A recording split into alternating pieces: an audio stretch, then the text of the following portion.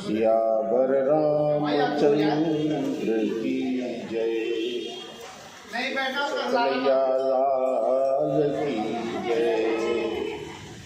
श्री रामचरितमानस विमल कथा करो चितलाय। आसन आय विराजिए श्री पवन पुत्र हर्षा। जयति कवि कुमुद चंद्रो हुलसी हर्षवर्धन तुलसी। जन चकोर कदम्बो यत कविता कौमुदी दिवति। नीलांबुज श्यामल कोमलांगम सीता समारोपित वाम भागम। आणौ महासायक चारु चापम। नमामि रामं रघुवंशनाथं। नमामि रामं रघुवंशनाथं। वंदे विदेह तनया पद पुंडरीकं। कैसौरसौरवृषमाहितयोगि चित्तं। हन्तुं त्रितापमनिशं मुनिहंस सेव्यं। सन्मानशालि परिपीत परागपुञ्जम्। कृष्णाय वासुदेवाय देवकी नंदनाय च नंदगोपकुमाराय गोविंदाय नमो नमः। नमो पंकजनाभाय नमो पंकजमालिने नमो पंकजनेत्राय नमस्ते पंकजांगे।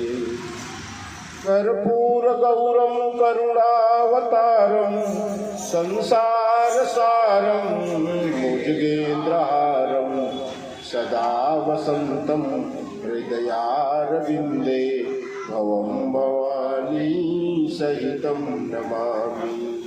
भवं भवानी सहितं नमामि। मनोजवं मारुततुल्यवेगं जितेन्द्रियं बुद्धिमतां महेशं। वातात्मजं वानरयूथमोक्षं श्रीरामदूतं शरणं प्रपद्ये। श्रीरामदूतं शरणं प्रपद्ये। जय जय श्री राधारमण जय जय नवल किशोर। जय गोपी चित चोर प्रभु जय जय माखन चोर। जय जय माखन चोर। सियावर रामचंद्र की जय। जस तुम्हार मानस विमल हंसिनी जी हाजास। मुक्ता लगुन गण चुनई राम बसहु हियतास। भगवान की कथा के क्रम में प्रभु श्री राम कहाँ पहुँचे हैं? महर्षि वाल्मीकि के आश्रम में। और महर्षि वाल्मीकि ने भगवान को स्थान बताना शुरू किया।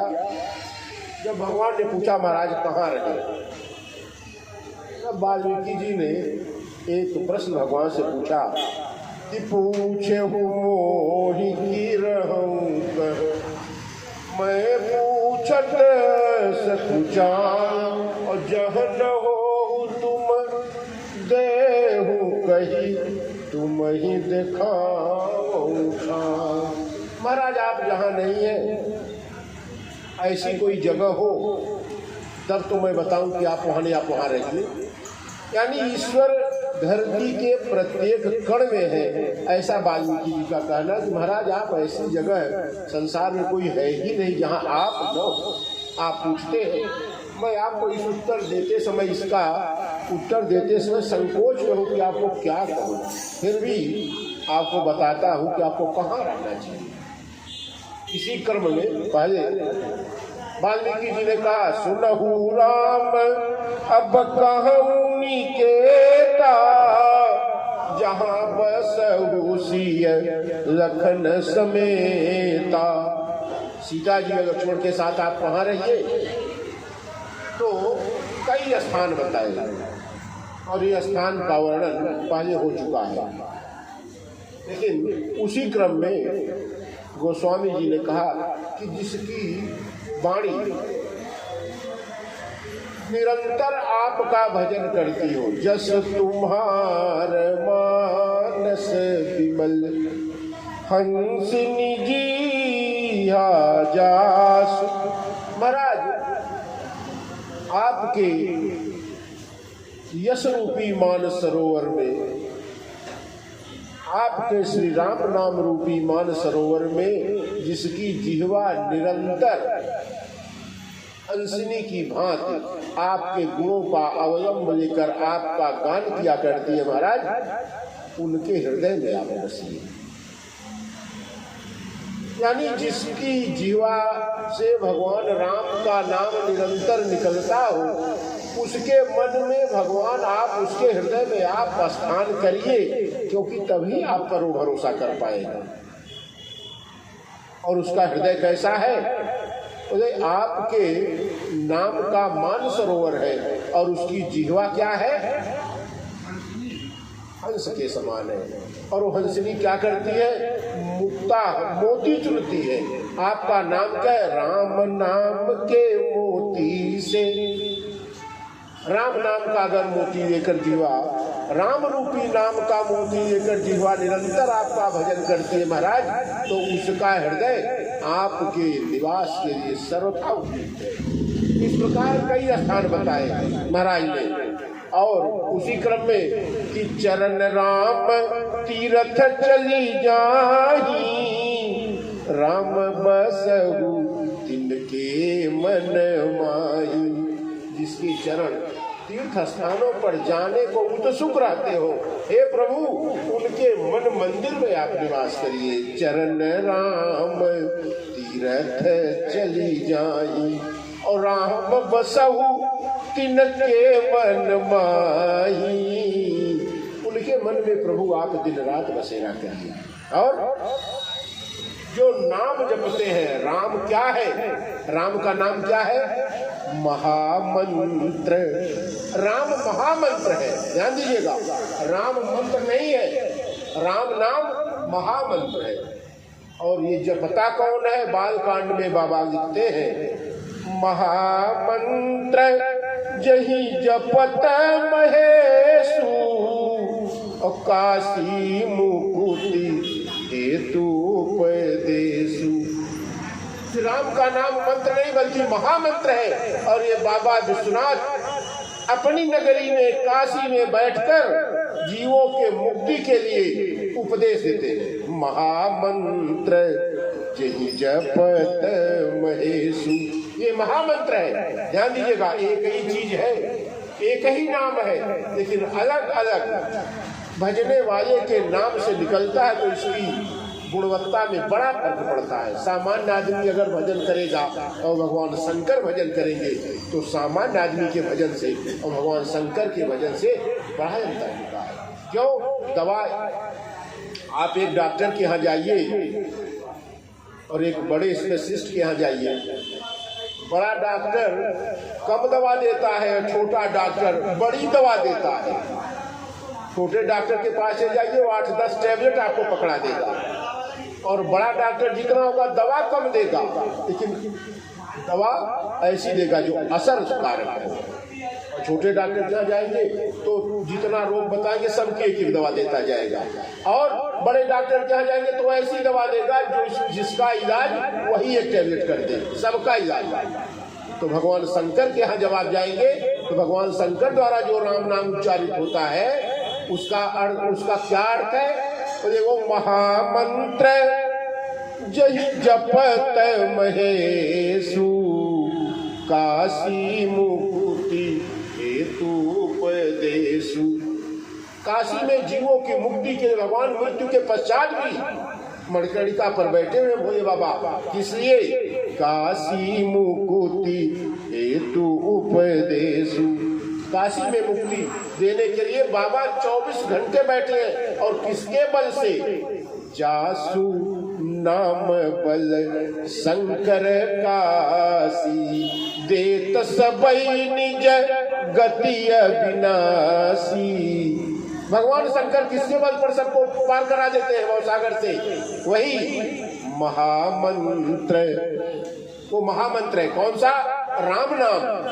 वाल्मीकि जी कहते हैं मंत्र राजनित जपहि तुम्हारा, और पूजहि सहित पूजहि तुमहि सहित परिवारा। मंत्र राज, आपके नाम का जो मंत्र दिन रात जपते हैं महाराज, और केवल आपके नहीं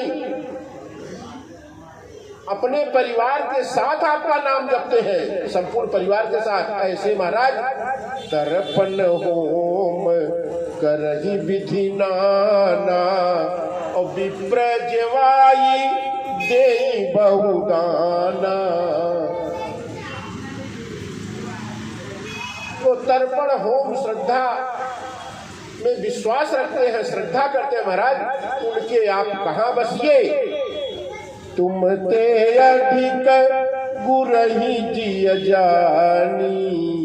आपसे ज्यादा अपने गुरु में जिसकी प्रीति हो, ध्यान दीजिएगा, आपसे ज्यादा प्रेम अपने गुरु में करते हो, उनका सकल भाय सेवहि सन्मानी।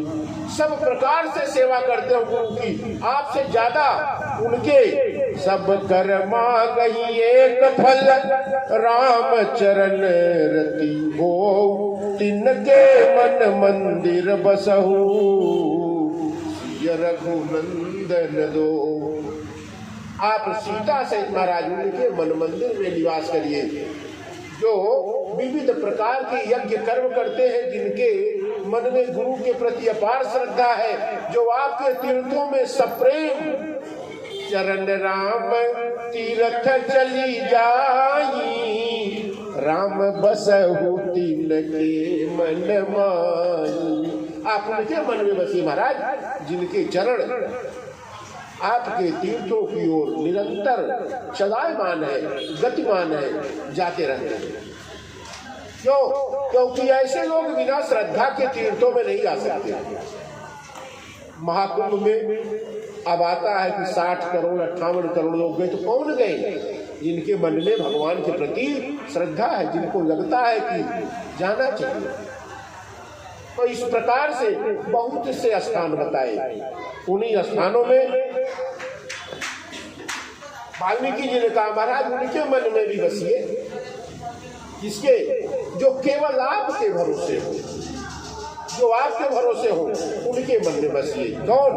तुम ही छाड़ी गति दूसरे नाही, राम बसहु तिनके मन माही। आप उनके मन में भी बसिए महाराज, जिनको पूरी तरह से आप में श्रद्धा हो, और आपको छोड़कर वो किसी को जानते न हो। जननी और किसके मन में बसिए? जननी सम जान नहीं पर नारी, और धनु पराव विष दे विष भारी। सब स्त्रियों को माता के समान समझते हो, पराये धन को विष से भी बड़ा विष मानते हो, उनके मन में। देखिए 5 प्रकार की स्त्रियों को माता माना गया है। राजपत्नी, गुरु पत्नी, मित्र पत्नी, तथैव च पत्नी माता स्वमाता च, पंचेन मातरः स्मृता। कौन कौन? राजपत्नी, गुरु पत्नी, मित्र पत्नी, तथैव च। राजा की पत्नी यानी महारानी, राजा की पत्नी राजरानी। गुरु पत्नी यानी गुरु माँ। मित्र की पत्नी, मित्र की पत्नी माँ। वो दृष्टि लोग ज्यादा रखते हैं, इसे गोस्वामी जी ने, चाणक्य ने कहा है। राजपत्नी, गुरु पत्नी, मित्र पत्नी, तथैव च पत्नी माता स्वमाता च, पंचेन मातरः स्मृता। इन पांचों को पांच मानिए, इन पांचों स्त्रियों को माता के समान। अपनी माँ, पत्नी की माँ, मित्र की पत्नी, राजपत्नी और गुरु पत्नी, ये पांच लोग अपनी माँ के समान है, इनको माँ के समान मानिए। गोस्वामी जी थे जननी सम जानहि पर नारी, और धनु पराव विष दे विष भारी। ऐसा गिरा है और पैर रख के उसी पे खड़े हैं, भाई हटेगी भीड़ तो उसको उठाए। वो क्या है? वो विष से भी भयंकर विष है, यानी दूसरे के धन को विष से ज्यादा महत्व दे। ये विष से भी ज्यादा बड़ा विष है। दूसरे के पैसे को हाथ लगाना महाविष है, अलाविष है। और कौन? जे हर सही पर संपत्ति देखी, जो दूसरे के सुख को देखकर, जरा देखिएगा कितने लोग हैं संसार में, भगवान क्यों मिलेंगे? दूसरे के सुख को देखकर जो हर्षित हो जाए और दूसरे को के दुख को देखकर जो दुखित हो जाए। पड़ोसी के पास 4 गाड़ी आ जाए नहीं, अपने कलेजे पर सांप लौटने लगे तो समझिए भगवान मिलेंगे। गोस्वामी जी ने कहा कौन किसके यहाँ रहिए महाराज, किसके हृदय में? जो दूसरे के धन वैभव को जो देखकर उतना ही खुशी होता हो, जिसका धन वैभव है वो अपने धन वैभव को देखकर खुशी होता हो, उतना ही अगर आप होते हैं तो भगवान आपके हृदय में निवास अवश्य करेंगे। अब जे हर सही पर संपत्ति देखी, और दुखित होई पर विपत्ति विषेखी। दूसरे की विपत्ति पर कोई दुखी होता हो तो समझिए आपका हृदय भगवान के रहने के लायक है। अगर आपके हृदय में दूसरे के दुख के प्रति दुख नहीं है, सुख आता है, तो समझिए आप संसार के सबसे कुटिल प्राणी हैं। आपके हृदय में भगवान कभी निवास नहीं करते। अब जिनहि राम तुम प्राण प्रियारे, और तिनके मन शुभ सदन तिहारे। प्रभु जिनको आप प्राणों के समान प्रिय हो, उनका मन, उनका हृदय आपके रहने का सर्वोत्तम स्थान है। जो अपने प्राणों की बलि देकर भी आपको चाहते हो, ऐसे व्यक्ति का मन, ऐसे व्यक्ति का हृदय आपके निवास के लिए हमारा सर्वथा उपयुक्त है, सर्वोत्तम है। आप वहाँ रखिए। और स्वामी सखा पितु मातु गुर, जिनके सब तुम तात, और मन मंदिर तिनके बसहु, सीय सहित गौराग। सीता समेत आप और आपके अनुज उनके मन मंदिर में बसे महाराज, जिनके लिए स्वामी सखा मित्र सब कुछ आप हैं। इस प्रकार वाल्मीकि जी ने बहुत से स्थान बताए, लेकिन अंत में कहा महाराज एक जगह आपके लिए उपयुक्त है। कौन सी जगह है वो?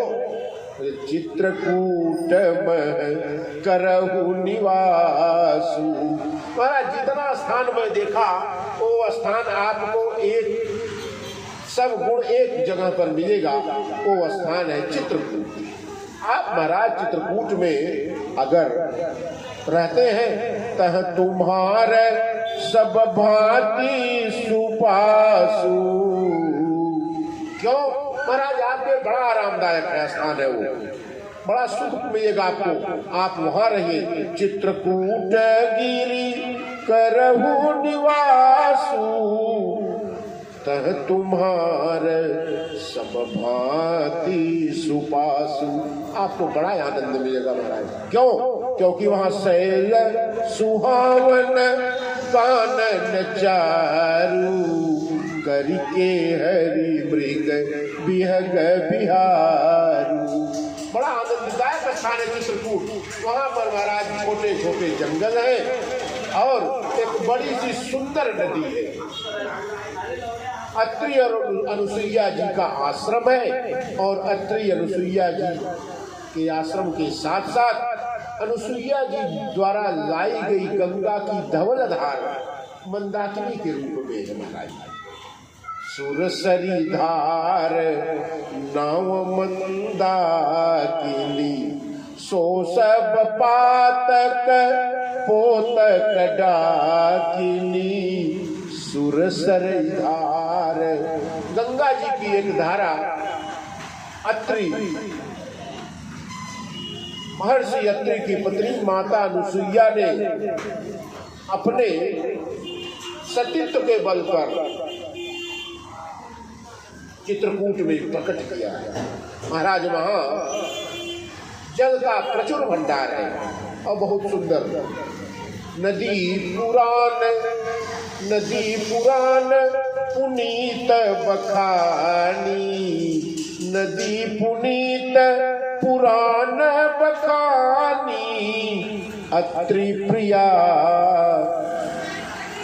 अत्रि महाराज की पत्नी अपने तपस्या के बल पर मां गंगा से एक धारा निकालकर चित्रकूट में लाई है, उसका नाम है मंदाकिनी। महाराज उसके तट पर आप रहिए, वो सबसे सुंदर स्थान है। महाराज वाल्मीकि ने बहुत बढ़िया स्थान बताया। लक्ष्मण जी गए स्थान देखने, देखा धनुषाकार स्थान है, बहुत सुंदर है। एक ओर नदी है, दूसरी ओर कामदगिरी पर्वत है और तीसरी ओर जंगल इत्यादि है। भगवान का मन रम गया, बस यही रहना। स्नान किए भगवान, जल का पान किए और गुरुदेव से आज्ञा लेकर पर्णकुटी बनाने की योजना बनाई। सब देवता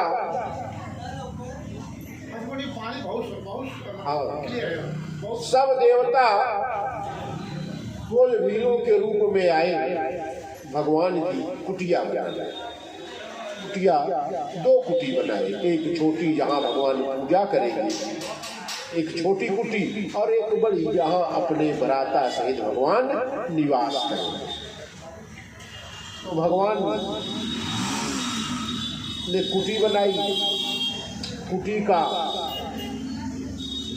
पूजन किया और भगवान माँ जानकी और छोटे भाई लक्ष्मण के साथ कुटी में प्रवेश किया। चित्रकूट रघुनंदन छाए, आश्रम जान सकल मुनि आए। भगवान चित्रकूट में रहने लगे और रहते कैसे हैं? जैसे अमरावती में इंद्र रहते हैं।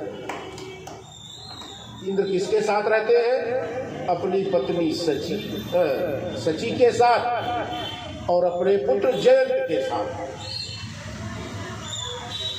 ऐसे भगवान शोभित हो रहे हैं। कहा कि नहीं, इंद्र इतने सुंदर नहीं। तब मुझे ऐसा लगता है कि कामदेव रहता है। कामदेव किसके साथ? अपनी पत्नी रति के साथ और पुत्र बसंत के साथ। बसंत मतलब ऋतुराज। यानी दो उपमा गोस्वामी जी ने दी कि भगवान श्री राम या तो इंद्र, सची और जयंत के समान दिखते हैं, नहीं तो कामदेव, रति और तीन लोग यहाँ भी है। देखिए लक्ष्मण जी की तुलना दोनों जगह गोस्वामी जी ने कहा कि एक साथ जयंत के साथ जो कि इंद्र के पुत्र है और दूसरी ऋतुराज के साथ जो कि कामदेव के पुत्र है। भगवान रहने लगे और भगवान को अयोध्या की याद आई। जब जब राम अवध सुधि करही, तब तब बारी विलोचन भरही। भगवान अयोध्या की याद आई। भगवान के नेत्रों में अश्रु छलक गए। पिताजी की दशा क्या होगी? मेरी माँ कहाँ है? माँ कैकेयी को लोग कितना भला बुरा कहते हैं। भगवान को बड़ा कष्ट है, इसलिए भगवान को जब अयोध्या की याद आई तो नेत्रों से अश्रु छलछला गए। जब जब राम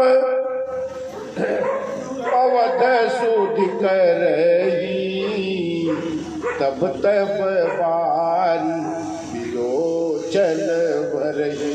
तब तब नेत्रों में भगवान के अश्रु छलछलाए, लेकिन भगवान अपने अश्रु को छिपा देंगे। क्यों? अगर मेरे नेत्रों में अश्रु देखेंगे लक्ष्मण और जानकी तो इनको कितना कष्ट होगा। इसलिए भगवान अपने नेत्रों से अश्रु को अश्रु छलछलाई है, लेकिन क्या किए? नेत्रों से अश्रु को पी गए। सीता और लक्ष्मण कहीं कष्ट में न हो जाए, इसे भगवान अपने नेत्रों से अश्रु को पोंछकर और बगल कर। जब जब राम अवध सुधि करही, तब तब बारी विलोचन भरही। और कृपा सिंधु पुनि कृपा सिंधु प्रभु होहि दुखारी। भगवान बड़े कष्ट में हो जाते हैं, बहुत कष्ट, लेकिन उस कष्ट को भगवान छिपा ले जाते हैं।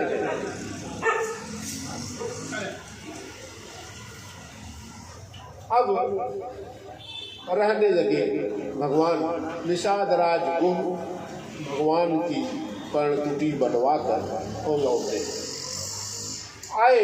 गंगा जी के तट को पार किया, गंगा जी को पार किया, देखा जहां पर निषाद राज गुह को भगवान छोड़े थे वहीं अभी तक सचिव सुमंत जी अभी तक वही। हाँ, निषाद राज वो गंगा पार किए, इस पार आए जब तो देखा कि सुमंत जी वही है और इंतजार कर रहे हैं। हो सकता है निषाद राज श्री राम को लौटा लाए। सुमंत जी को विश्वास है। आए, देखा, निषाद राज ने पूछा, क्या सुमंत जी अभी अयोध्या के लिए प्रस्थान नहीं हुआ? सुमंत जी ने कहा,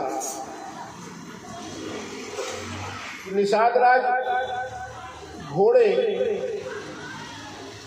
आज रथ में उस प्रकार से नहीं आ रहे जिस प्रकार से अपने आप आ जाते थे। घोड़े को जोतने का बड़ा प्रयास किया, घोड़े रथ में आ ही नहीं रहे। क्यों? जब से भगवान गए हैं छोड़ के घोड़ों को, तब से घोड़ों ने जल खाना तृण चरना बंद कर दिया है। प्रयास किया कि चले अयोध्या की तरफ, क्योंकि अब प्रभु तो चले गए, गंगा पार हो गए, लेकिन देखा चरफराही मग चलही न घोरे और पन मृग मनहु आनी रथ जोरे। ऐसा लगता है कि किसी वन से अनभिज्ञ जानवर को लाकर जोत दिया गया है, इसी ऐसे मृग को जोत दिया गया है जिसको रथ में चलने का अभ्यास नहीं है। इसीलिए महाराज इसी इंतजार में कि आप लेकर हो सकता है श्री राम को आए। बोले महाराज श्री राम तो चित्रकूट में निवास कर रहे थे। पूछा, सब बात बता दी। तब किसी प्रकार से घोड़ों ने जब उत्तर दिशा की ओर प्रयाण किया, चलने का प्रारंभ हुआ, तो घोड़े फिर पीछे अड़हु की परही पुनी। अड़हु पड़ने का मतलब क्या? पीछे पीछे उलटने लगे। तो भगवान को देखने लगे कि उत्तर दिशा में तो भगवान गए ही नहीं, इधर जाके क्या करेंगे?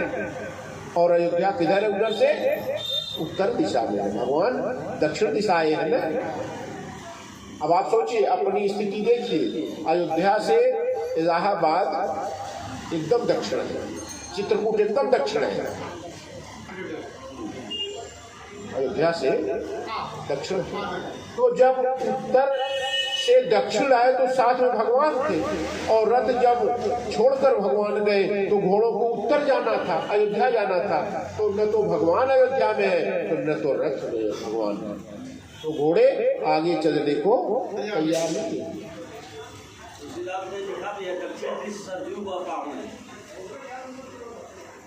तो बहुत सुंदर उत्तरकांड में गोस्वामी लिखते हैं कि जन्म भूमि मम पुरी सुहावनी, उत्तर दिशि सरजू बह पावनी। तो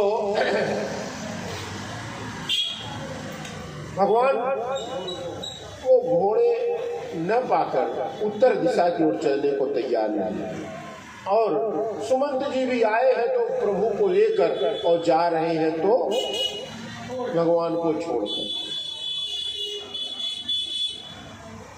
मन में सोचा कि क्या कहेंगे, अगर भगवान के बिना जाएंगे, राजकुमार के बिना, श्री राम के बिना जाएंगे तो उत्तर क्या देंगे, क्या देंगे, क्योंकि रथ खाली है। और नगर के निवासी तो रथ को देखकर जान जाएंगे कि श्री राम नहीं आए, लेकिन जो रथ खाली नहीं देखे हैं महाराज दशरथ, महारानी कौशल्या को जब पूछेंगी कि राम को कहाँ छोड़ा है तो क्या जवाब दूंगा, इसीलिए बड़े सोच में पड़े हैं। किस प्रकार से सोच में है? सोच इतनी है जैसे किसी वेद पाठी व्यक्ति को धोखे से शराब पिला दी जाए, और जिन धोखे मदपान कर सचिव सोच यही बात, तो वो उसकी चिंता में मरा जाए कि देखिए धोखे से ही पिलाया गया, क्या शराब तो पिलाई गई है। पैठत नगर सचिव सकुचाई, जनु मारे सी गुरु बाभन गाई।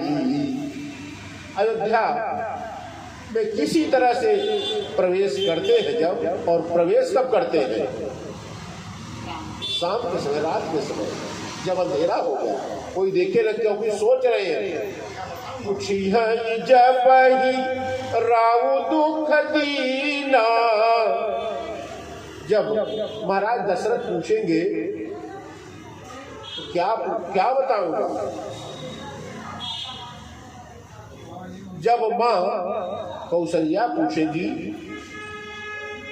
तब क्या जवाब दूंगा, जब सुमित्रा जी कहेंगी कि लक्ष्मण को और राम को जानकी समेत कहाँ छोड़ाए, पूछी है जब राम महतारी, और कही हो कवन संदेश सुखारी। राम जननी जब यही है धाई, सुमिरी बच्छ जीवी धेनु लवाई। गौ माता जब अपने बच्चों को याद करती है तो स्तनों से थन से दूध टपकने लगता है। गौ माता का ये गुण है, अपने बच्चों को जब गौ माता याद करती है तो उनके स्तनों से दूध टपकता है। और माँ कौशल्या जब पूछेगी इस तरह से तो महाराज क्या मैं जवाब दूंगा। यही विधि करत पंथ पछतावा, तमसा तीर तुरत रख आवा। तमसा नदी के किनारे पर सुमंत जी खाली रथ को लेकर चले आए। बैठी बिटप तरु दिवस गवावा, सांझ समय तब अवसर पावा। दिन भर वहीं बैठे रहते, क्यों? अवध प्रवेश की नया दिया रे, अयोध्या में कब प्रवेश किया? जब अंधेरा हो गया। और गयऊ भवन रख राखी दुआरे, महाराज के भवन में गए। कब प्रवेश किए? अवध प्रवेश की नय दिया रे, अंधेरा हो गया। रथ में खाली है कि रथ में कोई है, जब नहीं दिखाई पड़ रहा है तब सुमंत जी अयोध्या के राजभवन के सामने रथ को रोककर गयऊ भवन रथ राखी दुआरे।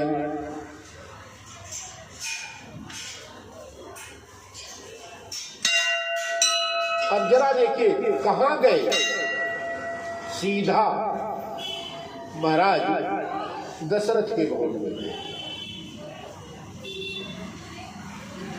महाराज दशरथ के भवन में पहुंचकर क्या देखा? सुमंत जी ने देखा जैसे चंद्रमा का पूरा रस निचोड़ लिया गया। अमीय रहित जन चंद विराजा। जरा देखिए, जब शाम को चंद्रमा निकलता है तो कितनी प्रभा उसकी सुंदर होती है। वही चंद्रमा जब सुबह देखिए तो उसकी वो चमक, चंद्रमा वही है, दिन भी वही है, स्थान भी वही है, लेकिन चंद्रमा के अंदर वो तेज नहीं है। चाई सुमंत दीख कस राजा, अमीय रहित जन चंद विराजा। जैसे अमृत से रहित होकर चंद्रमा विराजित हो रहा हो, उसी प्रकार से सुमंत जी ने महाराज को जमीन पर लेटा हुआ था। बैठ गए, महाराज के पास बैठ गए। महाराज ने देखा सुमंत आ गए।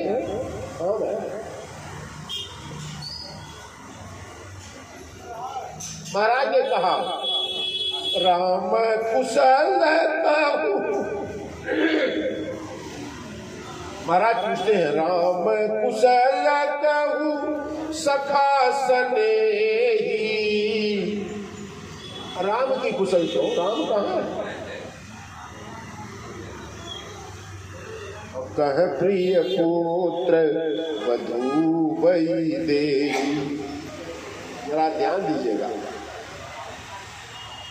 पिता जब मृत्यु के सैया पर पड़ा हो और उसके घर के जो मुख्य व्यक्ति हो वो न हो, बड़ा पुत्र न हो, इसका दुख कौन जानेगा? जिसके ऊपर पड़ते हैं। महाराज ने सुमंत जी से पूछा कि सुमंत जी,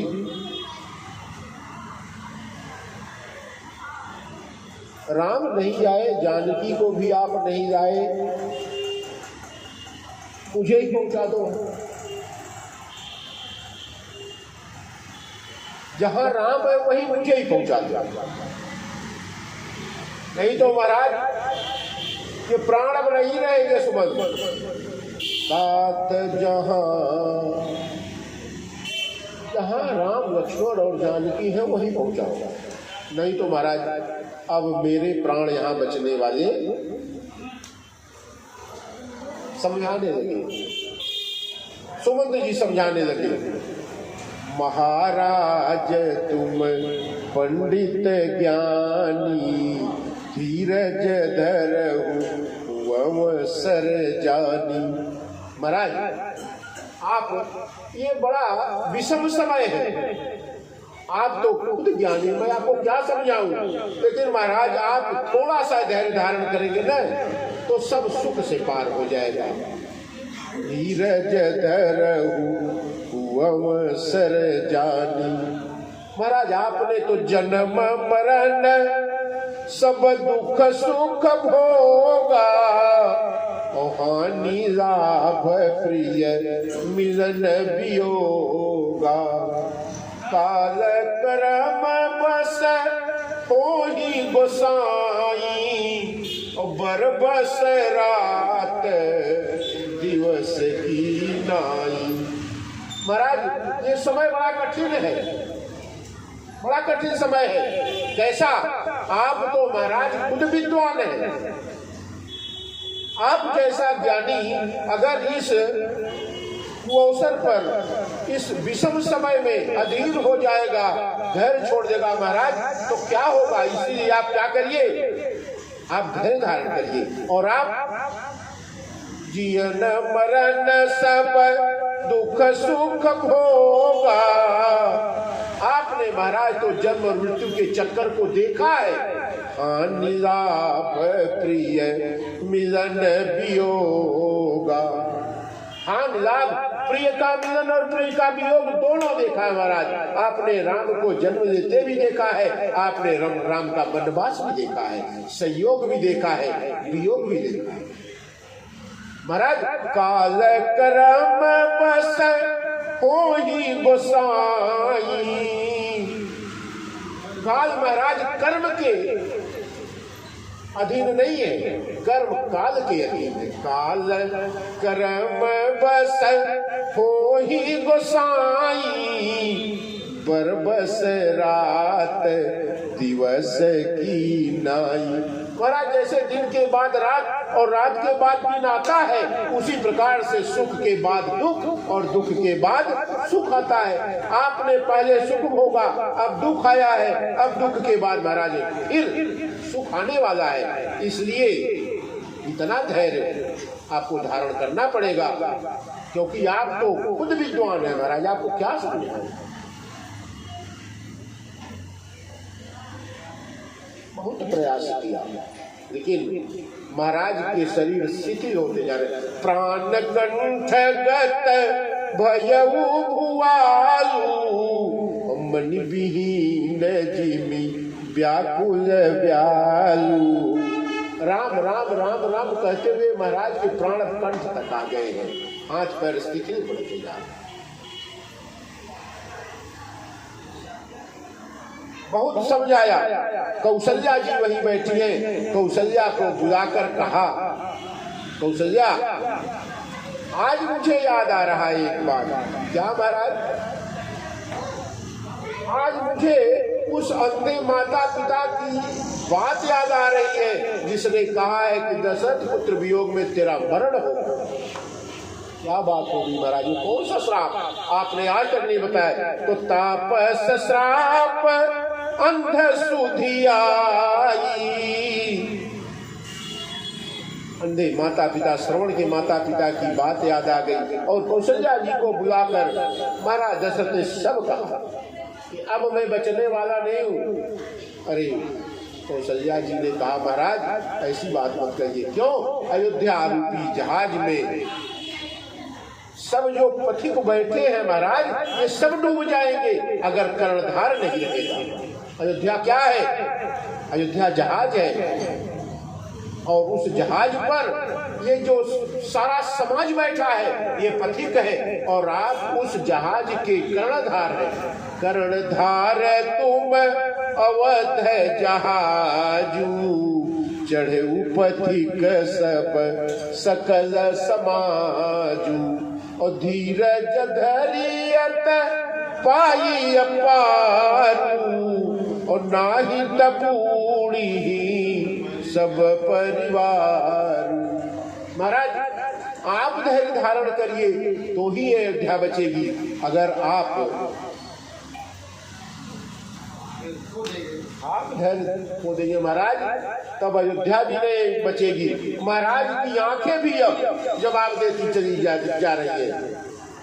कौशल्या मन दीख मलाना रविकुल रवि अथयऊ जिय जाना। कौशल्या जी को लगा अब मेरे स्वामी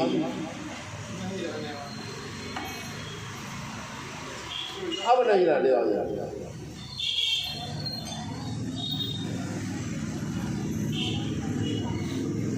अब भगवान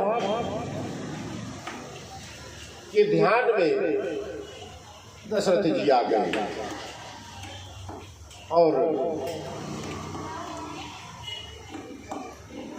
भगवान के नाम का स्मरण किया,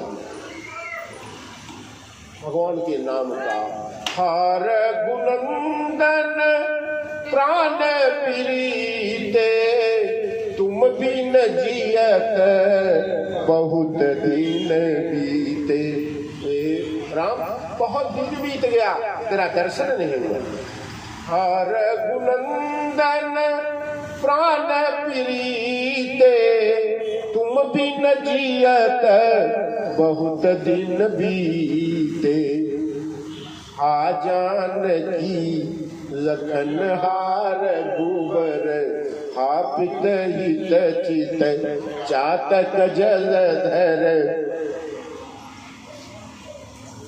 राम को याद किया, लक्ष्मण को याद किया, जानकी जी को याद किया, और सबसे दो बार राम राम कहके राम राम कही राम कही, राम राम कही राम।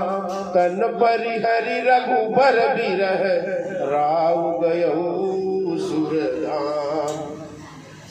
दो बार राम से राम राम, दो बार सीता जी से राम राम, और दो बार लक्ष्मण जी से राम राम। ये 6 बार राम राम लिखा गोस्वामी जी ने कि राम राम कही राम कही, राम राम कही राम। और तन परिहरि रघुबर बिरह, राव गयऊ सुरधाम। महाराज दशरथ सुरधाम को पधारे। रानियों ने बड़ा विलाप किया। गुरु वशिष्ठ जी आए, सबको धैर्य धारण करवाया। महाराज ने ओहो, दशरथ जी जैसा पिता तो बिरला ही होगा ना, संसार में दशरथ जी जैसा कोई पिता नहीं हुआ आज तक नहीं हुआ। और दशरथ जी जैसा दुर्भाग्यशाली पिता भी बड़ा मुश्किल से मिलता है। अगर आज के जमाने में तो बहुत। अभी एक समाचार था, बाप वृद्धाश्रम में मर गया, बच्चों ने कह दिया कि मैं जगाने नहीं आऊँगा, और करोड़पति है यही भारत में, और बाद वृद्धाश्रम में मरा और जलाए सब। तो कहने का मतलब ये है, आज तो बहुत संभव है, बहुत मिलेंगे, लेकिन उस युग में महाराज के चारों पुत्र, जब महाराज की मृत्यु तो चारों में से चारों घर पे नहीं, अयोध्या में कोई नहीं है। वशिष्ठ जी आए, सबको समझाया, बहुत ध्यान कि महाराज जी जैसा कोई भाग्यशाली पिता संसार में नहीं हुआ। इसीलिए आप लोग धैर्य धारण करिए। अब इस जो मृत शरीर है, इसकी सुरक्षा का प्रबंध करिए। और 2 बेटे वन में जा चुके हैं और 2 ननिहाल में हैं, तो उनको बुलाने का प्रयास करिए। मंत्री को बुलाया, मंत्री को बुलाया गुरुदेव ने।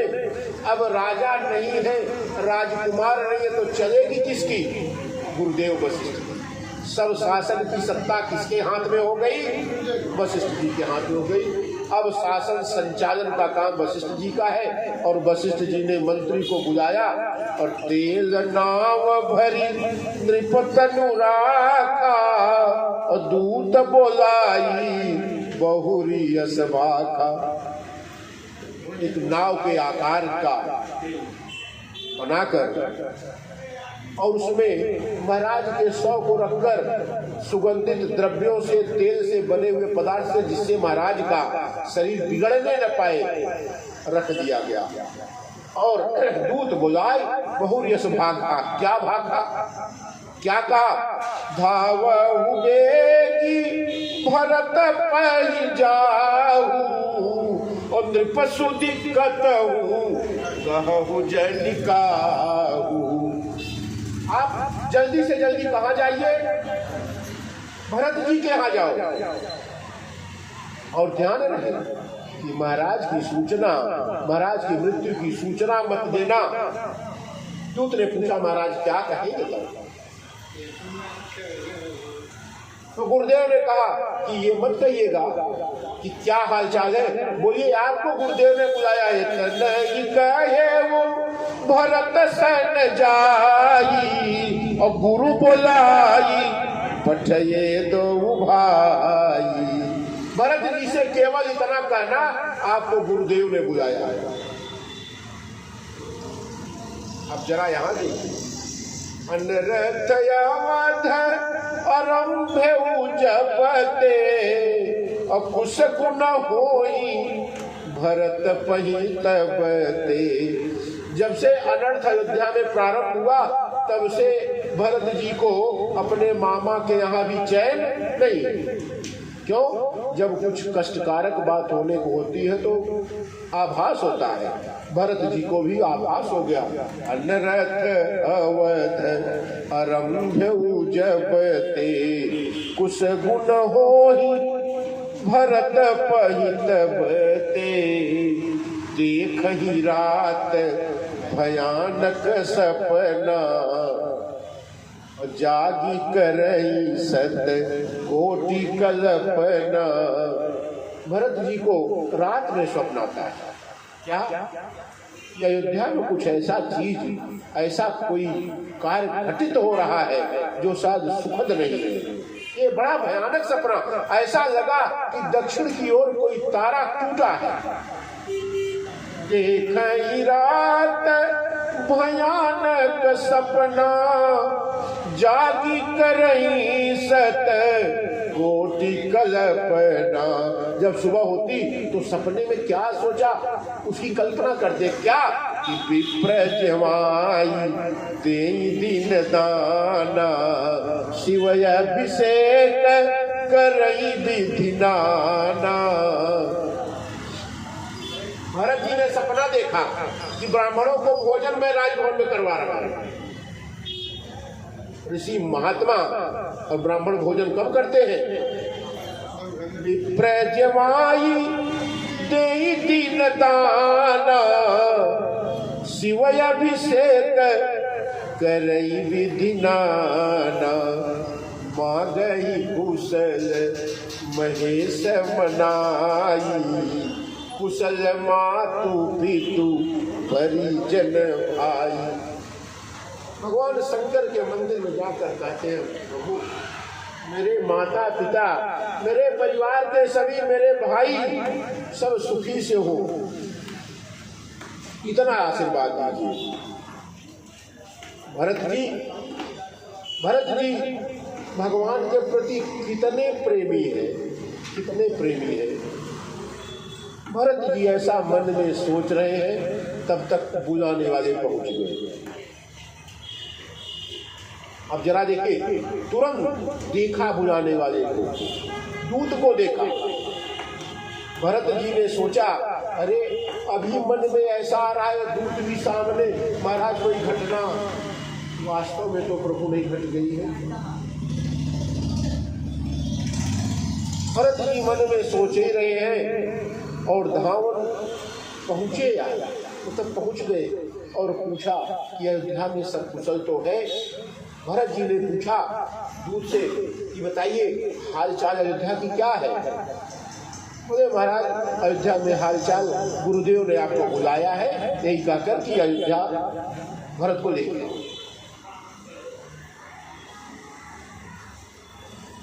पिताजी माताजी की हालचाल, बोले चलिए आपको गुरुदेव ने बुलाया, केवल हमको गुरुदेव की आज्ञा हुई है, आज पिताजी की आज्ञा नहीं है। आज गुरुदेव की आज्ञा।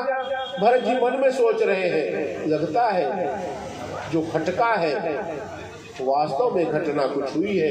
तभी जो दूत है ये भी पिताजी की, माताजी की या भाइयों की बात नहीं बता रहे, गुरुदेव की बात बता रहा है। क्योंकि गुरुदेव तो इस संसार से क्या है, निष्प्रिय है। इस संसार से गुरुदेव को लेना देना ही नहीं है। गुरुदेव तो किसी चीज में माया जानते ही नहीं।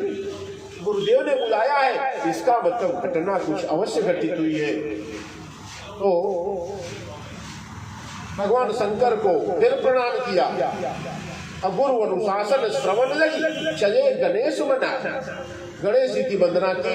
महाराज अब आपके हाथ में अयोध्या है, अब गुरुदेव की आज्ञा का पालन बाद में नहीं, घर जाकर नहीं, तुरंत। भरत जी तुरंत निकले वहां वहां से शत्रुघ्न को बुलाकर। और भरत जी जब रथ पर बैठे तो रथ तो चला, लेकिन भरत जी को लगा और चलत समीर बेगर तहाँ के और नागत सरित सैल बनवा के। जितना सब कुछ रास्ते में नदी नाले पर्वत पहाड़ पड़े, सबको पार करते हुए हवा के वेग से रथ चल रहा है। लेकिन भरत जी को लग रहा कि आज रथ की गति को क्या हो गया है कि जल्दी रथ अयोध्या पहुंच नहीं रहा है, क्या बात है। आज भरत जी के यश जानई जिय जाई उड़ाई। ऐसा लगता है कि अगर मैं उड़ के पहुंच जाता अयोध्या तो क्या कितना अच्छा होता। अयोध्या आज कितनी दूर हो गई है।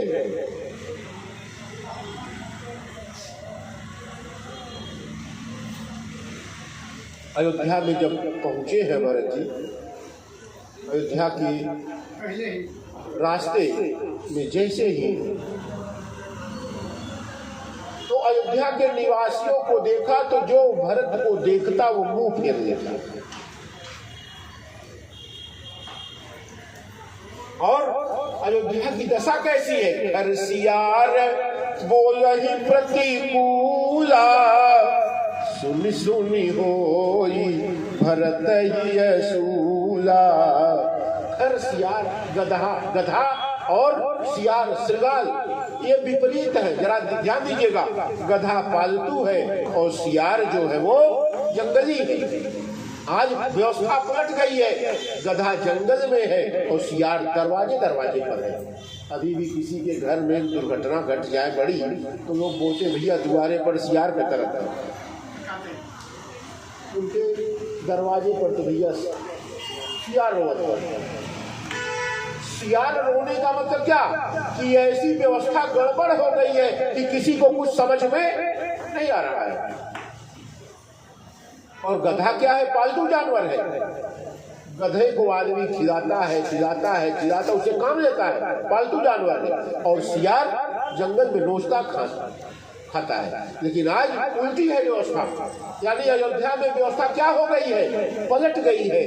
भरत जी ने सोचा अयोध्या में तो ऐसा नहीं था कि खर सियार बोल ही प्रतिकूला सुनी सुनी होई भरत मन सूला। भरत जी के मन में बड़ा संदेह हो रहा है कि क्या हो गया है आखिर। तो भरत जी ने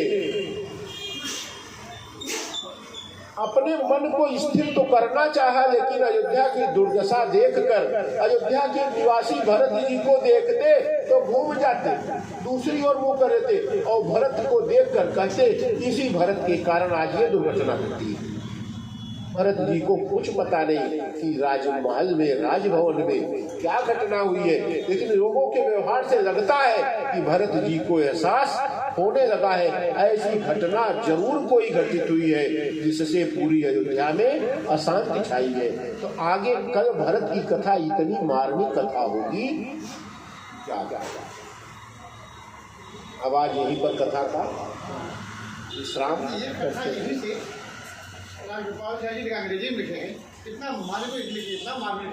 बोलिए सियावर रामचंद्र की जय। कथा विसर्जन होत है सुनहु वीर हनुमान। राम लखन सीता सहित करहु सदा कल्याण। श्री राम जय राम जय जय राम। श्री राम जय राम जय श्री राम जय राम जय जय राम।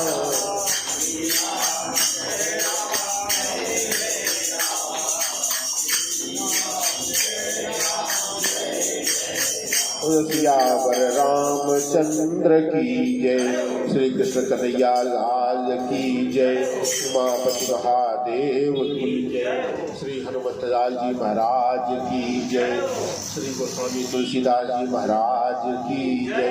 श्री सद्गुरुदेव भगवान की जय। जय जय श्री राधे, जय जय श्री राधे, जय जय श्री राधे। पार्वती पते हर